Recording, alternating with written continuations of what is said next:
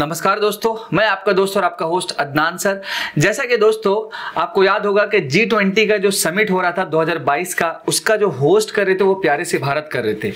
अब ये सितंबर 9 और 10 में जो आपका आने वाला है, इसमें फाइनल डिक्लेरेशन होने वाला है न्यू दिल्ली में, जिसका जोरदार तैयारी चल रहा है हमारे देश में। और कहा यह भी जा रहा है कि लगभग 3 दिनों तक जो है न्यू दिल्ली शट डाउन रहेगा, कई सारी चीजें जो है क्लोज रहेगी, कई सारी चीजें जो ओपन रहेगी। तो उसके रिगार्डिंग हम लोग कुछ दिन के बाद और अच्छे से डिस्कस करेंगे। तो फर्स्ट ऑफ ऑल यहां पर स्क्रीन पे आप देख सकते हैं कि G20 summit 2023 Delhi prepare to host the mega event showcasing rich culture and cuisine to world leaders. But सवाल यहां पर यह है दोस्तों कि लगभग 2022 से ये समिट का शुरुआत हुआ। 19 कंट्रीज के जो मेंबर है, स्पेशल जो डिग्निटरीज हैं और साथ साथ यूरोपियन यूनियन का जो मेंबर है, वो सारे लोग हमारे देश में आए, अलग अलग मीटिंग्स हुआ अलग अलग प्लेसेस में। अब जो है इसका फाइनल डिक्लेरेशन होने वाला है न्यू दिल्ली में 9 और 10 सितंबर को। लेकिन इससे पहले क्या हुआ कि चाइना के जो शी जिनपिंग थे, उनका कहना था कि हम हो सकता है कि फाइनली अटेंड नहीं कर पाएंगे।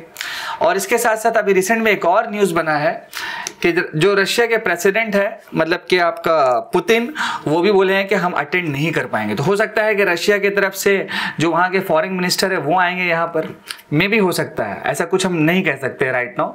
लेकिन रशिया का एक बहुत ही अलग लेवल पे स्टेटमेंट ये आया है भारत के लिए कि अगर मान लीजिए G20 का फाइनल जो डिक्लेरेशन होने वाला है, मतलब कि 9 और 10 सितंबर को, और उसमें अगर मान लीजिए कि जो ग्लोबल लीडर है वो रशिया के खिलाफ कुछ ना कुछ अगर बोलते हैं तो ये फिर अच्छा नहीं होगा। ये एक वार्निंग दिया गया। आप यहाँ पर स्टेटमेंट दे सकते हैं कि Russia wants of blocking G20 declaration if its views are ignored. मतलब अगर रशिया के व्यू को पार्टिकुलर G20 के डिक्लेरेशन में नहीं रखा जाएगा, उसको इग्नोर किया जाएगा, तो ये अच्छा नहीं होगा। ये क्लियरली क्या एक वार्निंग है एक तरह सा।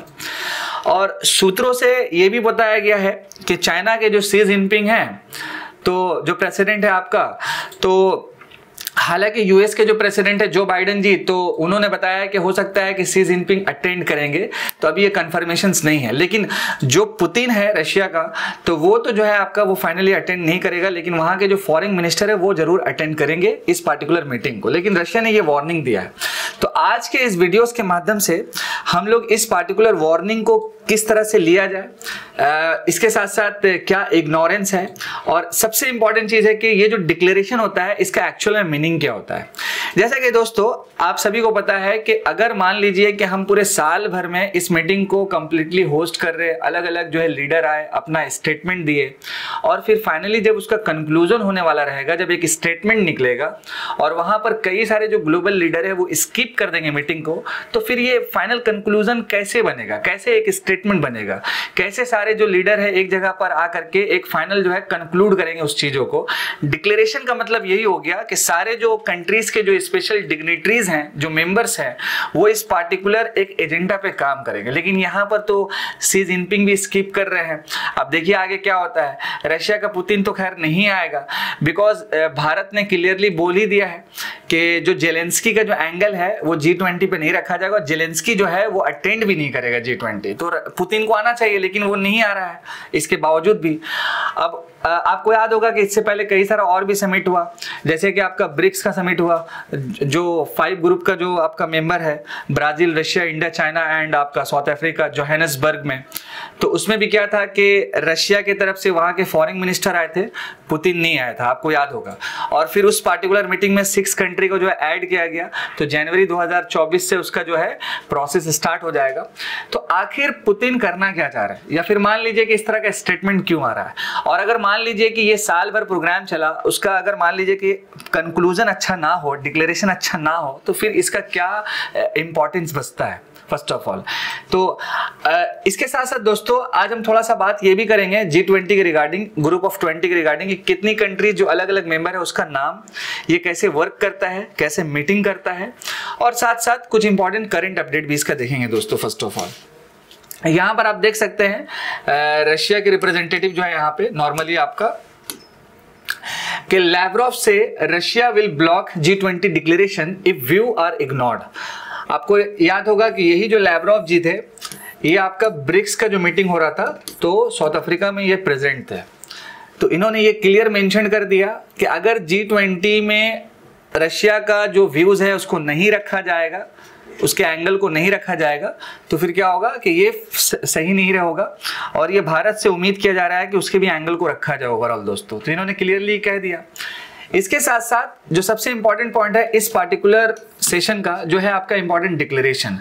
देखिए, the G20 under India's president, यानी कि भारत के प्रेसिडेंटशिप में ये पहली बार होगा। यानी कि मान लीजिए ये जो G20 का समिट है, हालांकि भारत जो है फर्स्ट टाइम इसको होस्ट कर रहा है। हालांकि इसका शुरुआत 1999 से हुआ है, लेकिन भारत जो है इसका पहली बार जो है होस्ट कर रहा है।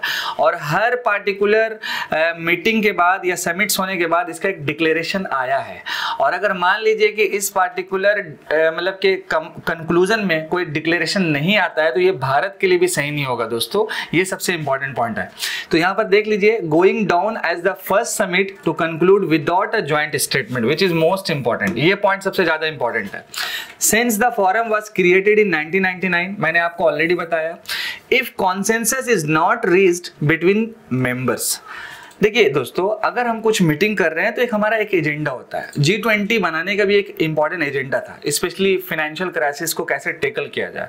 और इसमें जितनी भी कंट्रीज मेंबर है तो काफी बड़ा कंट्रीब्यूशन है पूरे वर्ल्ड के लेवल पे, चाहे वो जीडीपी का हो या पॉपुलेशन का हो या इकोनॉमिकल ग्रो का हो दोस्तों। अब मान लीजिए कि पूरे साल भर में ये मीटिंग चला हमारे भारत में और एक ज्वाइंट स्टेटमेंट अगर नहीं आएगा, डिक्लेरेशन सही नहीं आएगा, तो फिर कोई फायदा नहीं रहता है। और भारत के लिए भी ये बात जो है पूरा निगेटिव में चला जाएगा। आप समझ सकते हैं बातों को। इसके साथ साथ दोस्तों एक और इंपॉर्टेंट स्टेटमेंट जो मैंने पहले ही आपसे साझा किया यहाँ पर, कि जो शी जिनपिंग है ये तो स्किप कर ही रहे हैं, लेकिन जो बाइडेन ने बोला है कि होप सो कि मेरे कहने पे हो सकता है शी जिनपिंग आ जाए। अब ये बात कितना सच है और कितना झूठ है ये देखते हैं 9 सितंबर को कि क्या होने वाला है। क्लियरली वहां पे है, Biden hopes Xi Jinping will attend G20 amid reports Chinese president will skip Delhi summit.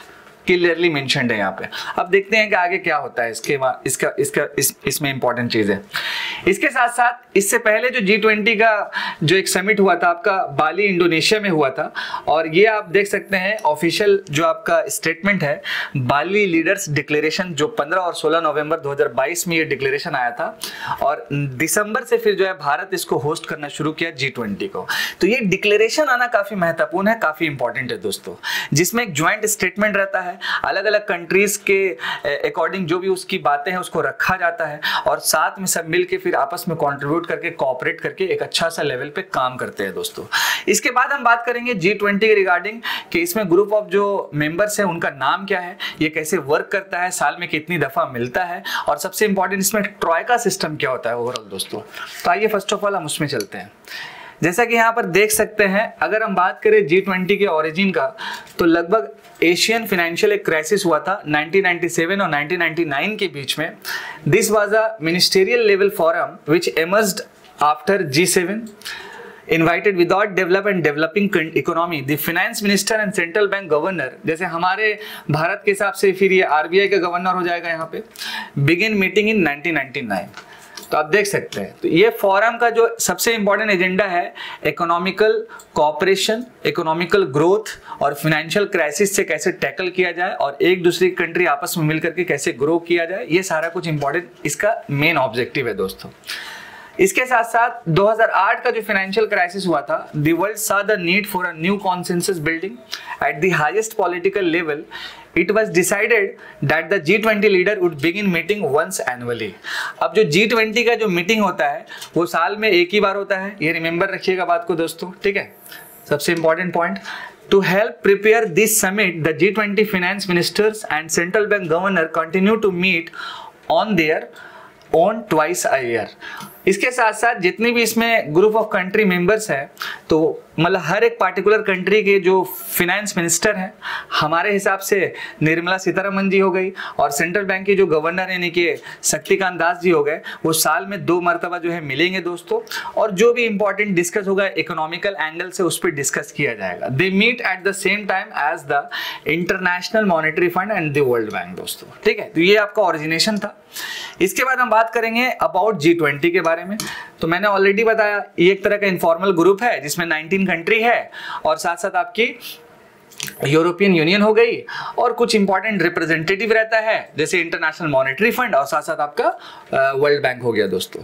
G20 का जो मेंबरशिप है, a mix of the world's largest advanced and emerging economies representing about 2/3 of the world's population। मैंने बताया ना, इसका काफी important significance है, मतलब कि आपका 2/3 विच इज मोस्ट इंपॉर्टेंट। इसके साथ साथ 85% ऑफ ग्लोबल ग्रॉस जीडीपी, ठीक है, यानी कि आपका लगभग 85% जो है जीडीपी हो गया जो कंट्रीब्यूट होता है, 80% of global investment and over 75% of global trade दोस्तों, विच इज मोस्ट इंपॉर्टेंट। तो आप देख सकते हैं कि G20 का क्या वो इंपॉर्टेंट महत्वपूर्ण है, क्या वो इंपॉर्टेंट सिग्निफिकेंस है, तो इसको हम इग्नोर नहीं कर सकते दोस्तों, और इसका इम्पैक्ट जो है पूरे वर्ल्ड पे पड़ सकता है। ये काफी इंपॉर्टेंट जो है ग्रुप है दोस्तों ओवरऑल। इसके बाद हम बात करेंगे नेक्स्ट वन कि आखिर ये G20 जो है काम कैसे करता है। एक शॉर्टकट्स में देखेंगे इसमें हम, the finance track comprises all meeting with G20 finance minister and central bank governors and their deputies meeting several times throughout the year. They focus on monetary and fiscal issue, financial regulations, which is most important. यहाँ पर जो main focus क्या है दोस्तों कि monetary हो गया, then इसके बाद फिस्कल इश्यूज हो गया और फाइनेंशियल रेगुलेशंस हो गया। मैंने आपसे पहले बताया ट्रॉयका के बारे में। The sherpa track focuses on broader issues such as political engagement, anti corruption, development, energy. यहाँ पर जो शेरपा है दोस्तों, ये एक सेंट्रल बैंक के जो है गवर्नर होते हैं दोस्तों, ये रिमेंबर रखना है, ठीक है। Each G20 country is represented by its Sherpa who plan, guide, implement etc. on behalf of the leader of their respective country. Indian Sherpa at the G20 in Argentina 2018 was Shri Shaktikanta Das, which is most important, ठीक है, which is most important दोस्तों। शेरपा ये term काफी महत्वपूर्ण है G20 के regarding, कई बार examination में यहाँ से क्वेश्चंस भी आस्किंग है, ठीक है। इसके बाद हम बात करेंगे लास्ट पॉइंट कि G20 में कुल मिला के मेंबर्स कितने हैं, तो मैंने ऑलरेडी पहले बताया, एक नाम हम देख लेते हैं। यहाँ पर आप देख सकते हैं कि अर्जेंटीना, देन आपका United Kingdom, Brazil, Canada, USA, Italy, Indonesia, South Africa, Saudi Arab, European Union में मैंने बताया, चाइना, भारत, देन इसके बाद Australia, South Korea, Turkey, Japan, Mexico, Germany, France. तो ये कुल मिला के हो गया G20 का कंप्लीटली जो है मेंबर दोस्तों। लास्ट में हम कंक्लूजन पे आते हैं, फिर से वही पॉइंट पे जो हमारा मेन ऑब्जेक्टिव है कि अगर मान लीजिए किसी भी मीटिंग का फाइनल ज्वाइंट स्टेटमेंट नहीं आता है या डिक्लेरेशन नहीं आता है, तो एक तो भारत के लिए ये निगेटिव में इसलिए जाएगा बिकॉज ये पहली बार जो है हम लोग होस्ट कर रहे हैं G20 को 1999 के बाद से। तो अगर ज्वाइंट स्टेटमेंट नहीं आता है तो इस पार्टिकुलर समिट का कोई मतलब नहीं निकलने वाला है। अब होप्स हो कि आगे क्या होता है। 9 और 10 सितंबर को दिल्ली में तो तैयारी चल रहा है, अब देखते हैं आगे क्या होता है दोस्तों। मैंने आपके साथ आज जो इंपॉर्टेंट चीज साझा किया G20 के रिगार्डिंग मेंबर्स कंट्री के बारे में, अलग अलग क्या अपडेट चल रहा है, चाइना का एंगल, रशिया का एंगल, रशिया क्यों ऑन कर रही है, क्यों हमको इग्नोर मतलब कि नहीं किया जाए G20 में, ये सारी चीजों को मैंने आपके साथ साझा किया दोस्तों। आई होप कि आपको सेशन में जो भी अगर कुछ लगा है तो उसका जरूर सजेशन दे। देन इसके बाद हम और ट्राई करेंगे कि और अच्छा कंटेंट आपके सामने लाएं। मैं आपका दोस्त और आपका होस्ट अदनान सर। जय हिंद दोस्तों।